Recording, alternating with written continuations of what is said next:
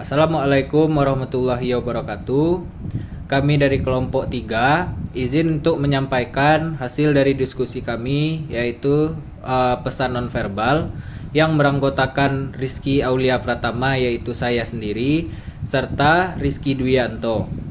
Baiklah, yang pertama yaitu ada ekspresi wajah dan bahasa tubuh negatif. Ekspresi wajah seperti ekspresi marah, tidak sabar atau sinis, serta bahasa tubuh seperti menggelengkan kepala dengan keras atau meremehkan dengan tangan dapat mengirim pesan negatif dan dapat memicu konflik.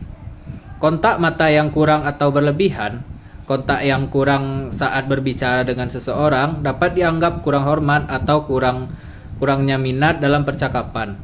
Dan sebaliknya, terlalu banyak kontak mata bisa dianggap sebagai serangan atau dominasi. Sebagai contoh, dalam lingkungan pekerjaan seperti seorang karyawan yang sedang mempresentasikan idenya di depan rapat, dia terlihat gugup dan wajahnya menunjukkan ekspresi yang cemas. Hal ini dapat membuat rekan kerja yang lain merasa tidak nyaman dan tidak yakin dengan dirinya atau dengan idenya.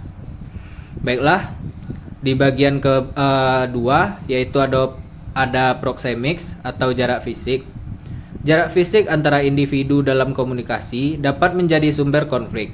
Terlalu dekat dapat dianggap invasif, sementara terlalu jauh bisa dianggap sebagai sikap dingin atau kurangnya keterbukaan.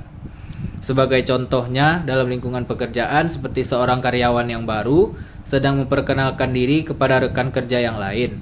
Dia berdiri terlalu dekat dengan rekan kerja yang lain yang membuat rekan kerjanya yang lain merasa tidak nyaman dengan dirinya. Baiklah, yang bagian C yaitu tentang tone of voice. Yang dimaksud dengan tone of voice adalah cara seseorang berbicara, termasuk nada suara yang tinggi atau rendah, keras ataupun pelan, bisa memberikan kesan yang berbeda.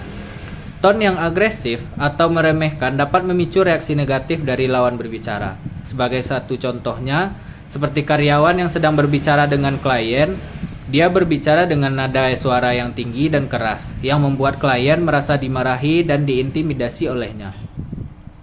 Baiklah, di bagian yang D, yaitu penekanan kata.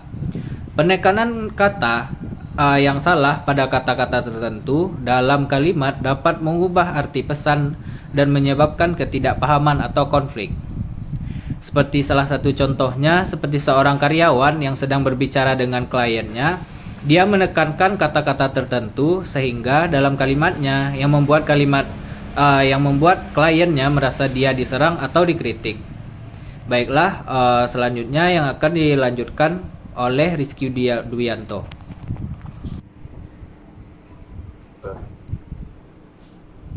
Baiklah, saya akan membacakan untuk bagian E, yaitu pakaian dan penampilan. Penampilan yang tidak sesuai atau tidak profesional dalam lingkungan kerja dapat memicu konflik atau merugikan citra seseorang. Sebagai contoh, yaitu seorang karyawan datang ke kantor dengan pakaian yang tidak sesuai dengan nama perusahaan. Hal ini membuat rekan kerja yang lain merasa tidak nyaman atau terganggu. Selanjutnya yaitu yang F, sikap tubuh terbuka atau tertutup. Sikap tubuh terbuka dengan tangan terentang dapat mengindikasikan keterbukaan, sementara sikap tubuh tertutup dengan lengan dilipat atau menutupi dada dapat dianggap sebagai pertahanan. Sebagai contoh yaitu sikap tubuh terbuka atau tertutup, seorang karyawan sedang berbicara dengan klien, dia duduk dengan sikap tubuh tertutup yang membuat klien merasa dia tidak tertarik atau tidak terbuka. Selanjutnya bagian G, yaitu gestur tangan yang tidak tepat. Gestur tangan yang agresif seperti mengacungkan jari tengah atau gestur yang ambigu dapat menimbulkan konflik. Sebagai contoh, seorang karyawan sedang berbicara di depan rapat, dia mengacungkan jari tengahnya yang dianggap sebagai gestur yang kasar dan agresif. Bagian H, yaitu ketidakpatuhan terhadap norma budaya. Ketidakpahaman terhadap norma budaya dan komunikasi nonverbal dapat menyebabkan konflik antar budaya. Sebagai contoh, seorang karyawan dari budaya tertentu datang ke kantor dengan pakaian yang dianggap tidak pantas di budaya yang lain. Hal ini dapat menyebabkan konflik atau ketidaknyamanan. Baiklah, sekian hasil diskusi kami dari kelompok 3. Terima kasih atas perhatiannya. Wassalamualaikum warahmatullahi wabarakatuh.